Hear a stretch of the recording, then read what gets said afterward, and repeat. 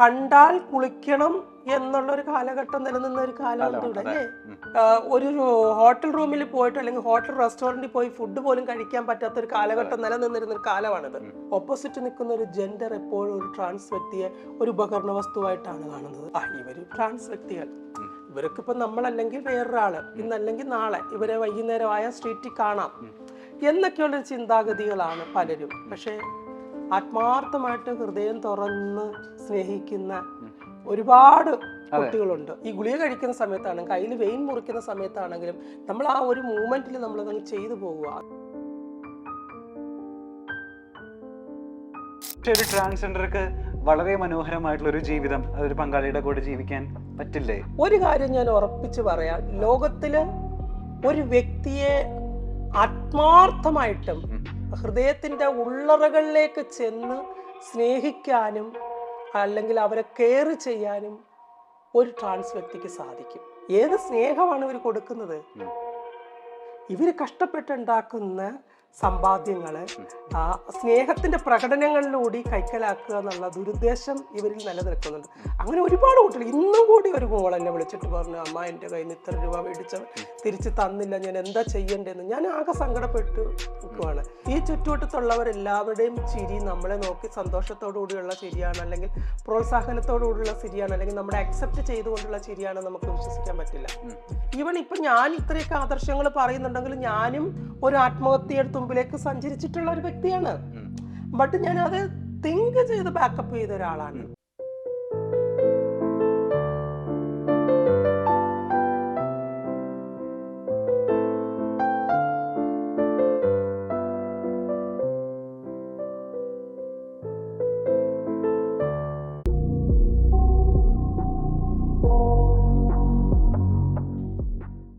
നമ്മളെ കേരളത്തിലാണെന്ന് തോന്നുന്നു ട്രാൻസ്ജെൻഡേഴ്സിന്റെ മരണം ഏറ്റവും കൂടുതൽ റിപ്പീറ്റ് ചെയ്യപ്പെടുന്നത്. അത് കണക്ക് നോക്കി കഴിഞ്ഞാൽ ഒരുപാട് മരണങ്ങൾ 1 by 1 ബാക്ക് ടു ബാക്ക് ആയിട്ട് ഇങ്ങനെ സംഭവിച്ചുകൊണ്ടേയിരിക്കുകയാണ് അല്ലേ? അപ്പോൾ ആസ് എ ട്രാൻസ്ജെൻഡർ എന്ന് പറയുന്ന വ്യക്തി അവരുടെ ആ കമ്മ്യൂണിറ്റിക്ക് വേണ്ടി പ്രവർത്തിക്കുന്ന ഒരാളെന്ന നിലയിൽ എന്തൊക്കെ നല്ല മാറ്റങ്ങളാണ് ട്രാൻസ്ജെൻഡർ കമ്മ്യൂണിറ്റിക്ക് വേണ്ടിയിട്ട് ഇവിടെ കേരളത്തിലുണ്ടാകുന്നത്? ഞാൻ അതിനെപ്പറ്റി ഞാൻ തിങ്ക് ചെയ്യുന്നില്ല. ബിക്കോസ് മരണം എന്ന് പറയുന്നത് ഇപ്പോൾ ഒരു ആത്മഹത്യയെ പറ്റി എനിക്കും ചിന്തിക്കാം, ഞാനും അതിലൂടെ സഞ്ചരിച്ചിട്ടുണ്ട്. അതൊരു പ്രസന്റ് ഓഫ് മൈൻഡിൽ വരുന്ന ഒരു പ്രോബ്ലമാണ്. അതിന് നമ്മൾ ഓവർകം ചെയ്യുക എന്നുള്ളതാണ് ആസ് എ പേഴ്സൺ എന്ന നിലയിൽ നമ്മൾ നേടിയെടുക്കേണ്ടത്. കാരണം ഈ ചുറ്റുവട്ടത്തുള്ളവരെല്ലാവരുടെയും ചിരി നമ്മളെ നോക്കി സന്തോഷത്തോടു കൂടിയുള്ള ചിരിയാണ്, അല്ലെങ്കിൽ പ്രോത്സാഹനത്തോടു കൂടിയുള്ള ചിരിയാണ്, അല്ലെങ്കിൽ നമ്മുടെ അക്സെപ്റ്റ് ചെയ്തുകൊണ്ടുള്ള ചിരിയാണ് നമുക്ക് വിശ്വസിക്കാൻ പറ്റില്ല. ചിരികൾ പലതരമുണ്ട്, അത് അവരെ കിടന്ന് ചിരിക്കട്ടെ, നോ പ്രോബ്ലം.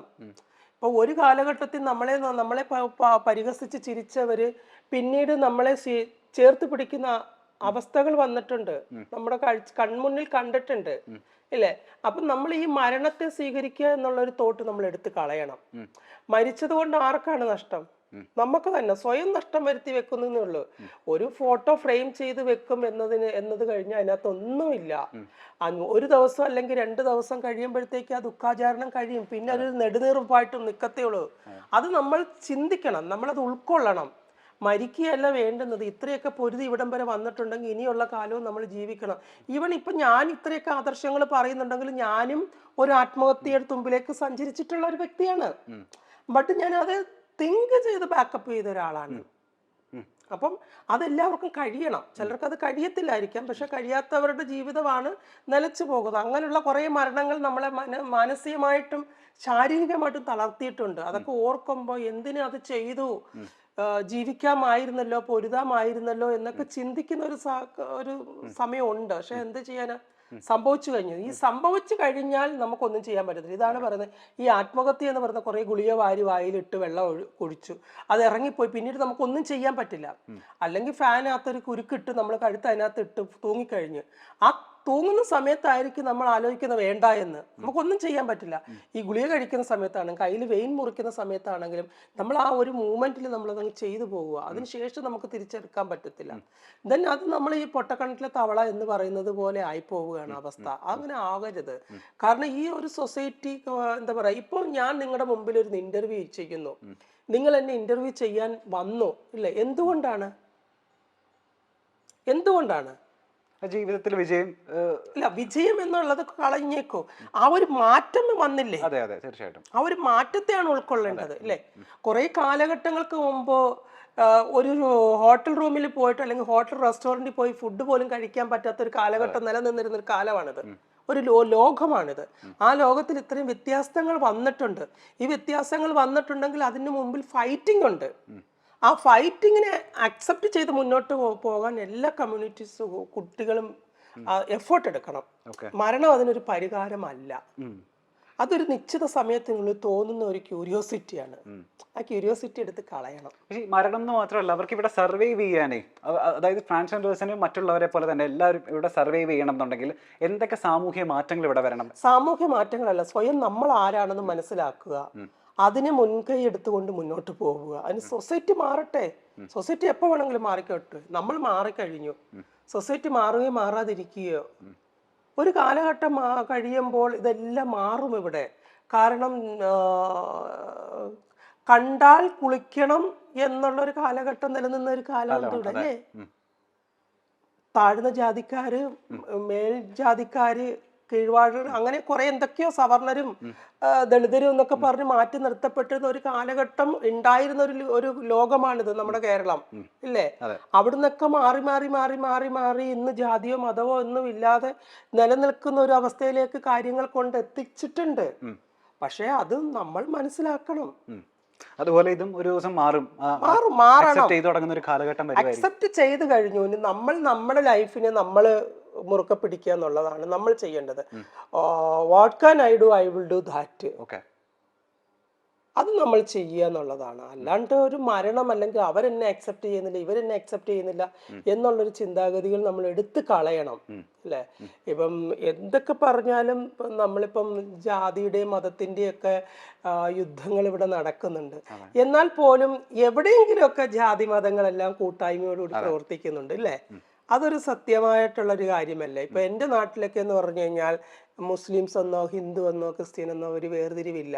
ഇപ്പൊ മുസ്ലിംസിന്റെ പെരുന്നാളൊക്കെ ആവുമ്പം ഞങ്ങളുടെ വീട്ടിൽ ഭക്ഷണം ഒന്നും വെക്കത്തില്ല. ഞങ്ങളുടെ വീട്ടിൽ അവരുടെ നിന്ന് കൊണ്ടുവന്ന ഭക്ഷണം. ഓണമൊക്കെ ആകുമ്പം അവരെല്ലാവരും ഞങ്ങളുടെ വീട്ടിലായിരിക്കും. അപ്പം ഞങ്ങളെല്ലാവരും ഒരുമിച്ചിരുന്ന് ഫുഡ് കഴിക്കും. ഓണത്തിന് ഓണക്കളികളിക്ക്, മുസ്ലിമിൻ്റെ പെരുന്നാളിന് അങ്ങനെയുള്ള പരിപാടി, നബിദിനത്തിന് ആഘോഷിക്കാൻ പോകും.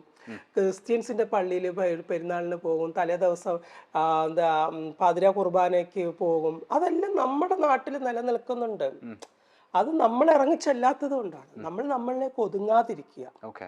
ഈ നമ്മൾ സർജറിക്ക് പോവുക എന്ന് പറയുന്നത് അത്രയും വലിയ ഡിസിഷൻ ആണല്ലോ. അതായത് അവനിൽ നിന്ന് അവളാവുക അല്ലെങ്കിൽ അവളിൽ നിന്ന് അവനാവുക എന്ന് പറയുന്നത് അത്രയും ഇമ്പോർട്ടൻ്റ് ആയിട്ടുള്ളൊരു ഡിസിഷനാണ്. പല ആവർത്തി നമ്മളോട് തന്നെ ചോദിച്ച് നമ്മൾ കണ്ടെത്തേണ്ട ഒരു ഡിസിഷൻ ആണല്ലോ. അപ്പോൾ എനിക്ക് ഒരുപാട് സുഹൃത്തുക്കളുണ്ട് ട്രാൻസ്ജെൻഡേഴ്സ് കമ്മ്യൂണിറ്റിയിലുള്ള. അപ്പോൾ പെട്ടെന്നൊരു സുപ്രഭാതത്തിൽ എടുത്തു ചാടി ആരെങ്കിലുമൊക്കെ കണ്ട് അനുകരിച്ചിട്ട് എന്നാൽ നമുക്കും സർജറി ചെയ്യണം എന്ന് കരുതിയിട്ട് സർജറി ചെയ്യും. പിന്നീട് കുറേ കാലം കഴിഞ്ഞതിന് ശേഷം എന്നോട് പലരും പറഞ്ഞിട്ടുണ്ട് അതൊരു അങ്ങനെ ഒരു നിലപാട് എടുക്കണ്ടായിരുന്നു, അത് കുറച്ചുകൂടെ കഴിഞ്ഞ് വെയിറ്റ് ചെയ്തിട്ട് ഞാൻ സർജറിക്ക് മുതിർന്നാൽ മതി എന്നുള്ളൊരു തിരിച്ചറിവുണ്ടായ സുഹൃത്തുക്കളുണ്ട് എനിക്കുണ്ട്. എപ്പോഴെങ്കിലും വിചാരിച്ചിട്ടുണ്ടായിരുന്നോ? അതായത് ആളുകൾക്കിടയിൽ ഇതൊരു, അതായത് മറ്റുള്ളവരെ കണ്ട് അനുകരിക്കുകയാണ്, അല്ലാതെ കുറച്ചുകൂടെ ഒന്ന് സമയവും ക്ഷമയൊക്കെ കാണിച്ചിട്ട്. ഓരോരുത്തരുടെ മെന്റാലിറ്റിയാണ്. ഇപ്പൊ ഞാൻ എപ്പോഴും പറയുന്നത്, ഞാൻ മുൻപും പറഞ്ഞിട്ടുണ്ട്, പല ഇന്റർവ്യൂകളിലും പറയുന്നതാണ്, ഒരു സർജറി ഒരാളെ ചൂണ്ടിക്കാണിച്ചിട്ടല്ല ചെയ്യേണ്ടത്. നമുക്ക് എന്ത് ചെയ്യണം, നമ്മുടെ ബോഡി അതിന് വില്ലിങ് ആണോ, അല്ലെങ്കിൽ നമ്മൾ മാനസികമായിട്ട് അതിന് വില്ലിങ് ആണോ, ഇതെല്ലാം ആലോചിച്ച് വേണം ഒരു സർജറിയെ നമ്മൾ സമീപിക്കേണ്ടത്. അപ്പം അതിന്റെ കുറച്ച് പോരായ്മകൾ ചിലരിൽ സംഭവിച്ചിട്ടുണ്ട്. ശരിയാണ്. ഇനി ഒരിക്കലും എന്റെ ജീവിതത്തിൽ പ്രണയം ഉണ്ടാകില്ല, വിവാഹം ഉണ്ടാകില്ല എന്നൊരു ഇന്റർവ്യൂവിൽ ഞാൻ ഇങ്ങനെ, അപ്പൊ അങ്ങനെ ഒരു തീരുമാനത്തിലേക്ക് രഞ്ജിമാറിനെ എത്തപ്പെടാൻ വേണ്ടിട്ട് എന്തൊക്കെയാ ജീവിതത്തിൽ ഉണ്ടായത്? ഇല്ല, പ്രണയം എന്ന് പറയുന്നത് അന്നും ഉണ്ടാവില്ല, ഇനിയും ഉണ്ടാവില്ല. അത് 100% എഗ്രി. ഇനി നാട്ടുകാരിനി എൻ്റെ പോസ്റ്റുകൾ കണ്ടിട്ട് അല്ലെങ്കിൽ എൻ്റെ റീലുകൾ കണ്ടിട്ട് അഗാധമായിട്ടുള്ള പ്രണയക്കുഴിയിൽ ആണ് രഞ്ജിമാർ, അല്ലെങ്കിൽ ഇവർ ആരോ തേച്ചിട്ടുണ്ട്, അല്ലെങ്കിൽ ഇവർ ആരോ ചതിക്കപ്പെടുത്തിയിട്ടുണ്ട് എന്നൊക്കെ പറഞ്ഞത് വെറുതെ, അതെൻ്റെ ഭാവന മാത്രമാണ്. ഞാൻ എഴുതുന്നത് മറ്റൊരാൾക്കും കൂടി ഉപകാരപ്പെടുമെന്നുണ്ടെങ്കിൽ ആയിക്കോട്ടെ എന്നുള്ള രീതിയിലാണ്. ഞാനൊരു മോട്ടിവേറ്ററോ ഞാനൊരു ഇൻസ്പിറേഷനോ ഒന്നും അല്ല. എൻ്റെ ലൈഫ് എക്സ്പീരിയൻസ് അല്ലെങ്കിൽ എനിക്ക് തോന്നുന്ന ഭാവനകൾ ഞാൻ കുറിക്കുന്നു. അതൊരിക്കലും എനിക്ക് ഉണ്ടായിട്ടുള്ള ഒരു ചതിക്കുഴിയായിട്ടൊന്നും കാണേണ്ട കാര്യമില്ല. അപ്പം ഞാനിപ്പം എന്താ പറയുക, ഞാൻ ആദ്യമേ പറഞ്ഞല്ലോ, സുഹൃത്ത് വലയം എന്ന് പറയുന്നത് എനിക്ക് വളരെ ഇമ്പോർട്ടൻ്റ് ആണ്. എൻ്റെ സുഹൃത്തുക്കൾ ആര് തന്നെയാണെങ്കിലും എൻ്റെ സുഹൃത്തുക്കൾ എൻ്റെ തോളോടൊപ്പം നിൽക്കണമെന്ന് ആഗ്രഹിക്കുന്ന ഒരാളാണ് ഞാൻ. ഒരിക്കലും എൻ്റെ സുഹൃത്ത് ഒരിടത്തും താന്നു പോകരുത് എന്നുള്ളത്. അതുകൊണ്ട് തന്നെ എൻ്റെ സുഹൃത്തിൻ്റെ ഭാഗത്ത് ഒരു മിസ്റ്റേക്ക് കണ്ടാൽ ഞാൻ ഓപ്പണായിട്ട് ചോദിക്കും, സംസാരിക്കും. ശരിയാണോ, ഞാനിത് കേട്ട് സത്യമാണോ, അത് ശരിയാണോ നീ ചെയ്തത് എന്നുള്ളത് ഞാൻ ചോദിക്കും. That's my rights. അതാ അല്ലെങ്കിൽ പിന്നെ സുഹൃത്തെന്ന് പറയുന്നതിനകത്ത് അർത്ഥമില്ലല്ലോ. അപ്പം വെറും ഒരു കൊടുക്കൽ വാങ്ങലിന് മാത്രം ഒതുങ്ങരുത് സുഹൃത്ത് ബന്ധങ്ങൾ. സുഹൃത്ത് ബന്ധങ്ങൾ ഇപ്പം ആദ്യമേ ഞാൻ പറഞ്ഞതുപോലെ എൻ്റെ സുഹൃത്തിൻ്റെ സങ്കടങ്ങൾ എൻ്റെ സങ്കടങ്ങളാകുമ്പോൾ എൻ്റെ സങ്കടങ്ങൾ എവിടെ കൊണ്ട് നിരത്തുമെന്ന് ആലോചിക്കുന്ന ചില സൗഹൃദങ്ങളുണ്ട് അല്ലേ. ഒരു ഒരു ഒരു ഒരു ആശ്വാസത്തിന്റെ ഒരു തട്ടല്, എല്ലാം ശരിയാകും എന്ന് പറയുന്ന ആ ഒരു ബോണ്ട് ഉണ്ടല്ലോ, അത് കിട്ടാൻ പലരും ആഗ്രഹിക്കുന്നുണ്ട്. അതാണ് കമ്മ്യൂണിറ്റിയുടെ ഏറ്റവും വലിയ പ്രോബ്ലം. ആ വീക്ക്നെസ് കയറി പിടിച്ചിട്ടാണ് പലരും അവരുടെ ലൈഫിലേക്ക് വരുന്നത്. ഇവർക്ക് സ്നേഹം ആവശ്യമാണ്, ഇവരെ സ്നേഹം കൊണ്ട് പൊതിയ. ഏത് സ്നേഹം, ഏത് സ്നേഹമാണ് ഇവർ കൊടുക്കുന്നത്? ഇവർ കഷ്ടപ്പെട്ടുണ്ടാക്കുന്ന സമ്പാദ്യങ്ങള് സ്നേഹത്തിന്റെ പ്രകടനങ്ങളിലൂടെ കൈക്കലാക്കുക എന്നുള്ള ദുരുദ്ദേശം ഇവരിൽ നിലനിൽക്കുന്നുണ്ട്. അങ്ങനെ ഒരുപാട് കുട്ടികൾ, ഇന്നും കൂടി ഒരു മോൾ എന്നെ വിളിച്ചിട്ട് പറഞ്ഞു, അമ്മ എൻ്റെ കയ്യിൽ നിന്ന് ഇത്ര രൂപ മേടിച്ചവൻ തിരിച്ച് തന്നില്ല, ഞാൻ എന്താ ചെയ്യേണ്ടതെന്ന്. ഞാൻ ആകെ സങ്കടപ്പെട്ട് നിൽക്കുവാണ്. എന്താ നമ്മൾ പറഞ്ഞു കൊടുക്കേണ്ടത്? ഇതാണ് ലൈഫ് എന്ന് പലപ്പോഴും നമ്മൾ ചൂണ്ടിക്കാണിച്ചിട്ടുണ്ട്. പക്ഷെ അനുഭവം വന്നിട്ടും പഠിക്കാതെ പോയാൽ എന്ത് ചെയ്യാൻ പറ്റും? ഇപ്പൊ നമ്മളുടെ ജീവിതത്തിൽ എല്ലാവരും ഒരു കൂട്ട് ആഗ്രഹിക്കുന്നുണ്ടോ? ഇപ്പൊ നേരത്തെ പറഞ്ഞ പോലെ തീർച്ചയായും താങ്കളുടെ സുഹൃത്ത് ഇപ്പൊ പറഞ്ഞില്ലേ, എല്ലാവർക്കും അങ്ങനെ ഒരു കൂട്ടും നമ്മളുടെ ആ കൂട്ടിനനുസരിച്ചിട്ടുള്ള നല്ല സമയവും ഒക്കെ നമ്മൾ എല്ലാവരും ആഗ്രഹിക്കുന്നുണ്ടായിരിക്കും. പക്ഷെ എപ്പോഴൊക്കെ നമുക്ക് കിട്ടിയ കൂട്ടിൽ നിന്നുള്ള മോശം അനുഭവങ്ങളാണോ ഇനി പ്രണയവും അല്ലെങ്കിൽ വിവാഹവും ഒന്നും ഇല്ല എന്നുള്ള തീരുമാനത്തിൽ എത്തിക്കാൻ രഞ്ജുവിനെ പ്രേരിപ്പിച്ച്? അങ്ങനെയല്ല, എൻ്റെ ചുറ്റുപാടുകൾ കണ്ടിട്ടാണ്. ഇപ്പൊ കമ്മ്യൂണിറ്റിക്കിടയിൽ തന്നെ നടന്നിട്ടുള്ള പല വിവാഹങ്ങളും പരാജയപ്പെട്ടു പോകുന്നുണ്ട്. അതെല്ലാം എനിക്ക് ഒരു ചോദ്യചിഹ്നമായിട്ട് മാറുന്നുണ്ട്. എനിക്ക് വിവാഹാലോചനകൾ വരാറുണ്ട്, എൻ്റെ അടുത്ത് ചോദിക്കാറുണ്ട്, നമുക്ക് വിവാഹം കഴിക്കാം. ഞാൻ സത്യസന്ധമായിട്ടാണ്, നിങ്ങളുടെ പണവോ പ്രശസ്തിയോ ഒന്നും കണ്ടിട്ടല്ല വിവാഹം കഴിക്കാൻ എനിക്ക് താല്പര്യമുണ്ട് എന്ന് പറഞ്ഞിട്ടുള്ള അനുഭവങ്ങൾ എനിക്കുണ്ട്. വേണ്ട എന്ന് തീരുമാനിക്കാനുള്ള കാരണം, ഒരു കാലഘട്ടത്തിൽ എനിക്ക് കമ്മ്യൂണിറ്റിക്ക് വേണ്ടി പ്രവർത്തിക്കാൻ കഴിയില്ല എന്നുള്ള ഒരു ചിന്താഗതിയായിരുന്നു. ഒരു കാലഘട്ടത്തിൽ പലർക്കും കമ്മ്യൂണിറ്റിനെ അക്സെപ്റ്റ് ചെയ്യാൻ പറ്റില്ല, എന്നെ അക്സെപ്റ്റ് ചെയ്യാൻ പറ്റും, കമ്മ്യൂണിറ്റിനെ അക്സെപ്റ്റ് ചെയ്യാൻ പറ്റില്ല എന്നുള്ളൊരു മാനദണ്ഡം വന്നു. പിന്നീട് ഞാനിപ്പോൾ ആലോചിക്കുമ്പോൾ ചുറ്റുവട്ടത്തുള്ള പല വിവാഹ ജീവിതങ്ങളിലും പല കല്ലുകടികളുമുണ്ട്. എന്നാൽ ഒരാളുടെ ലൈഫിൽ സംഭവിച്ചു നമ്മുടെ ലൈഫിൽ സംഭവിക്കണം എന്നില്ല. എന്നാലും ഞാനും വിചാരിച്ചു, എന്തിനാ ഇനി, വേണ്ട, അതൊരു വെറുതെ ഒരു വീണ്ടും ഒരു കമ്മിറ്റ്മെന്റിലേക്ക് പോകണ്ട. സോ ലൈഫ് എന്ന് പറയുന്നത് വെറും വിവാഹ ജീവിതമോ ഒന്നും അല്ലല്ലോ.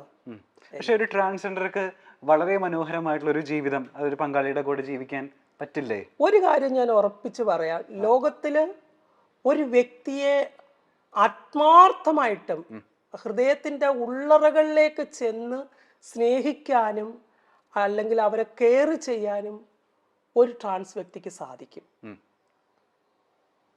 അത് 100% അവർ കൊടുക്കുന്ന സ്നേഹം എന്ന് പറയുന്നത് കറകളഞ്ഞ സത്യസന്ധമായിട്ടുള്ള സ്നേഹമായിരിക്കും. പക്ഷെ ആ സ്നേഹം തിരിച്ചറിയപ്പെടാതെ പോകുന്ന അവസ്ഥയാണ് അവരെ ഈ ആത്മഹത്യ എന്ന് പറയുന്ന ചില പ്രവണതകളിലേക്ക് കൊണ്ടെത്തിക്കുന്നത്. അത് തിരിച്ചറിയുന്നില്ല. പലരും ചിന്തിക്കുന്നത്, ഇവര് ട്രാൻസ് വ്യക്തികൾ, ഇവർക്കിപ്പോ നമ്മളല്ലെങ്കിൽ വേറൊരാള്, ഇന്നല്ലെങ്കിൽ നാളെ ഇവരെ വൈകുന്നേരമായ സ്ട്രീറ്റിൽ കാണാം എന്നൊക്കെയുള്ളൊരു ചിന്താഗതികളാണ് പലരും. പക്ഷെ ആത്മാർത്ഥമായിട്ട് ഹൃദയം തുറന്ന് സ്നേഹിക്കുന്ന ഒരുപാട് കുട്ടികളുണ്ട്. അവരുടെ സ്നേഹം 100% സത്യസന്ധമായിട്ടുള്ള സ്നേഹമായിരിക്കും. നേരത്തെ പറഞ്ഞില്ലേ, ഒരു ട്രാൻസ് സർജറിക്ക് ശേഷം ഒരുപാട് ഹോർമോണൽ മെഡിസിൻസ് നമ്മൾ ഇൻടേക്ക് ചെയ്യേണ്ടി വരും. അതായത് കുറെ കാലത്തേക്ക്, എനിക്ക് തോന്നുന്നു വർഷങ്ങളോളം അതങ്ങനെ തന്നെ. അപ്പൊ ഇതൊക്കെ നമ്മളുടെ ചിലപ്പോൾ ഒരു മൂഡ് സ്വിങ്സ് ഒക്കെ ഉണ്ടാകും, നമുക്ക് ഒരുപാട് മാനസിക പ്രശ്നങ്ങൾ ഉണ്ടാക്കാം. ഞാൻ ചോദിക്കട്ടെ, ഒരു ട്രാൻസ്ജെൻഡർ അപ്പോൾ അവരുടെ മാനസിക നില ഇത്തരം മെഡിസിൻസുകളൊക്കെ എങ്ങനെയൊക്കെ സ്വാധീനിക്കുന്നുണ്ട്?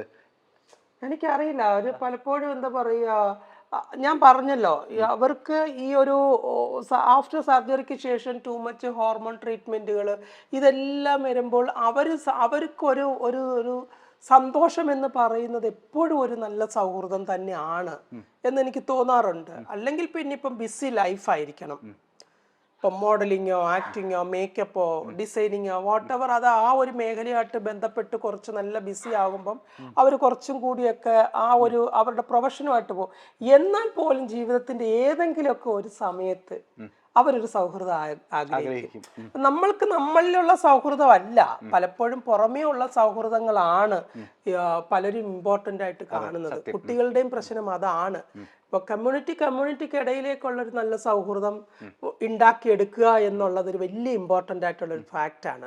അത് പലരും ചെയ്യുന്നില്ല. ഇപ്പൊ 4 പേരടങ്ങുന്ന ഒരു ഗ്യാങ് സിനിമയ്ക്ക് പോകുന്നു, ടൂറ് പോകുന്നു, ഡ്രസ്സ് എടുക്കാൻ പോകുന്നു, അങ്ങനെയൊക്കെയുള്ള കുറച്ച് കാര്യങ്ങളിൽ ഇൻവോൾവ് ആയി കഴിഞ്ഞാൽ കുറേയൊക്കെ പ്രശ്നങ്ങളിൽ നമുക്ക് സോൾവ് ആകാൻ പറ്റും.